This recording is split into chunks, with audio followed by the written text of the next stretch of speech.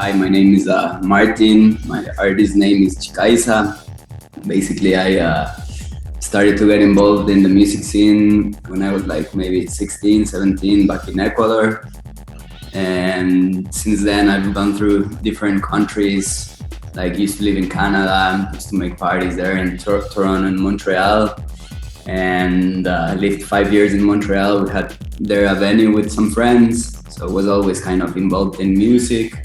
Then moved into Berlin in 2018. And my friend Kim, who already had one record shop, asked me if I wanted to start a new project with him and start our own shop. So basically for the past 2 years and a bit, I've been doing KIMCHI records. And on the past year, we started a label through the shop. And yeah, basically that, focusing for the past years in music, solely in music.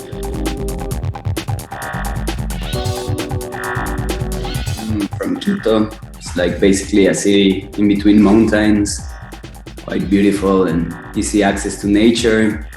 And the party scene, as I said, I've been involved since I'm like around 16, 17. My friends Nicola and Kim were putting parties in Quito. And at that time it was more kind of like minimal, with a lot of like minus influence. And at that time there was like one main club called Blues. That was kind of one of the only places where was electronic music in Quito.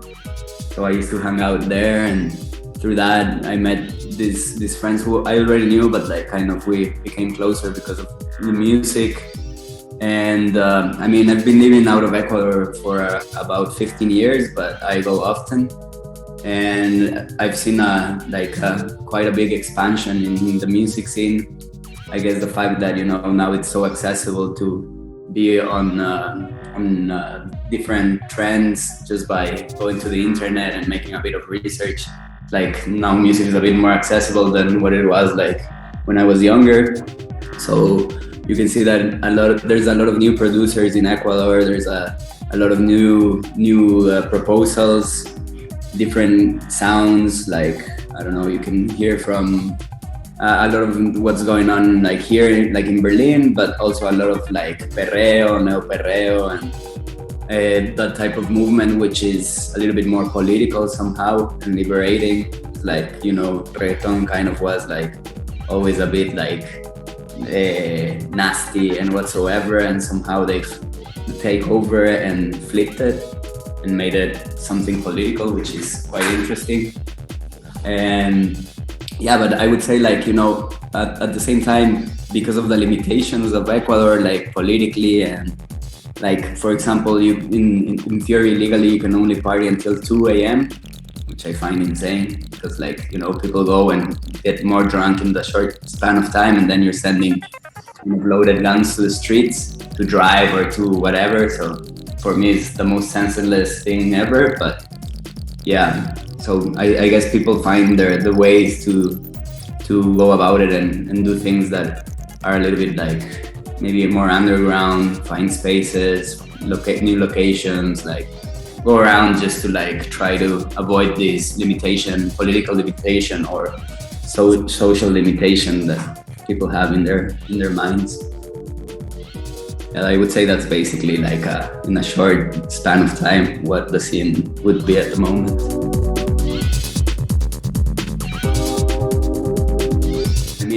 Depends what's your perspective, because if you're someone that is thinking of Ecuador, you would probably think of Nicola Cruz or like, that more like Andean electronic sound that happened, I guess, like around 6-7 years ago.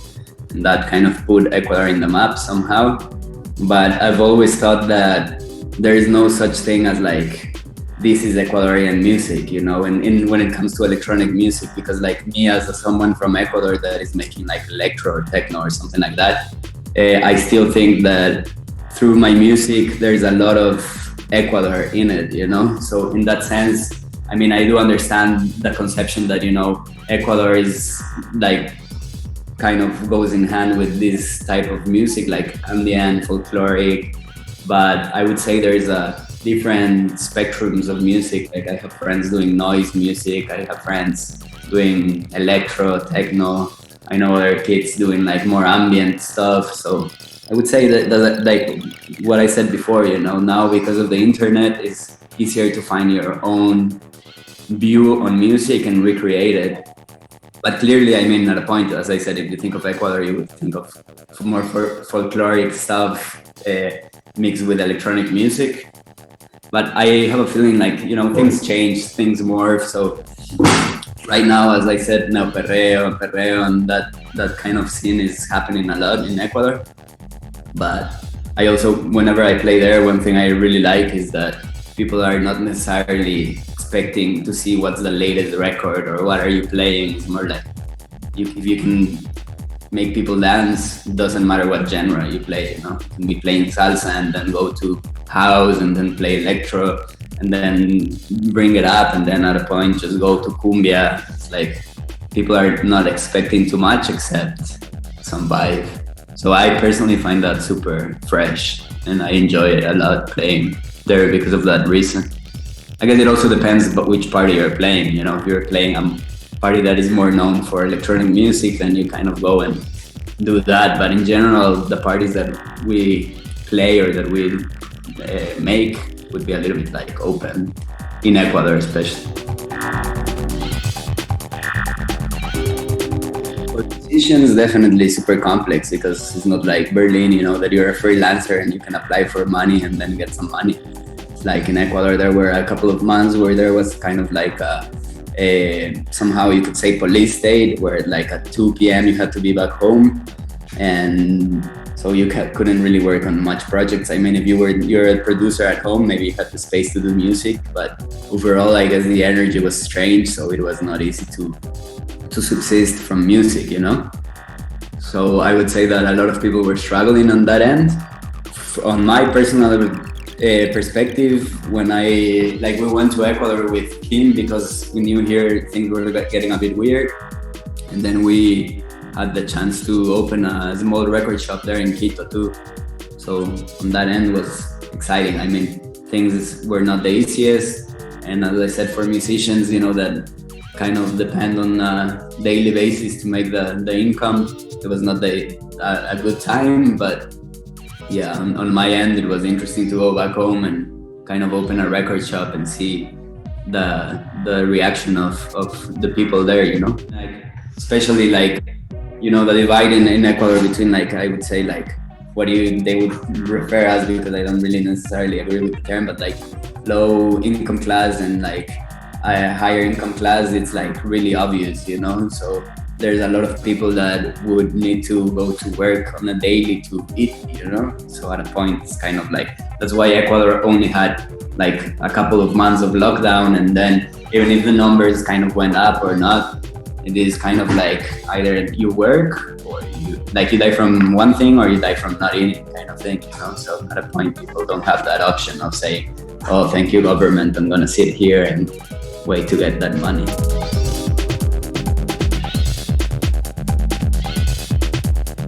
Now I see myself going back more often since we have the shop there. We constantly bring records from Berlin to Quito and bring records from Quito to Berlin because we got a collection there as well. So now the trade is interesting. And the scene, I mean, I just see it growing. More people interested, more people bringing their kind of new approach. A lot of it, like for me, it was interesting to see that I always expected young people to like come and buy more records of kind of like folkloric stuff and things from South America or kind of world sound. And I've seen there's been a lot of expansion on like people are super interested for electronic music. So we're trying to bring a lot of records so that there can be that, you know, that space. Like for me, it's super interesting because here, obviously I really enjoy also having the shop here in Berlin. But the difference is that there's 200 shops here in Berlin. I mean, I'm just saying a number, but there's a bunch. In Ecuador, there's only one market where you can buy records and you cannot really listen. And there's not too many shops, so like secondhand shops, you know, or like for example, right now my roommate went to Ecuador. He took a bag full of records with like releases that just came out, you know. So that accessibility for me is interesting to see how it affects or what happens with the new generation of musicians and diggers. To see where how that expands the sound or what happens, you know.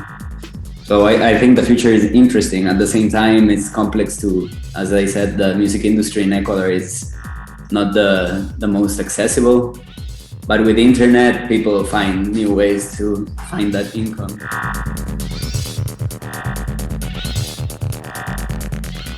For like, I appreciate the idea of the party for sure. Even for the friends that recorded the mixes in Ecuador, I think it's exciting for them too, you know. And creating like community is always nice. So building the connection between here and Ecuador, and also like you know I have an interest also in going a bunch to Iran. So creating the connection Berlin, Iran, which you guys are doing too, is like, I don't know.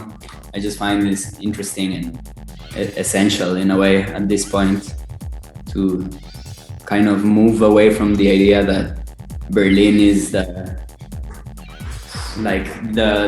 top of the top, which I mean, in a way, there's many things that is amazing, but kind of once you open your eyes and go a bit beyond it, there's always some magic in every place that you go, and it's fresh to also keep that open, you know? Because for many years I would be like Berlin, Berlin, Berlin, kind of like brainwash myself somehow.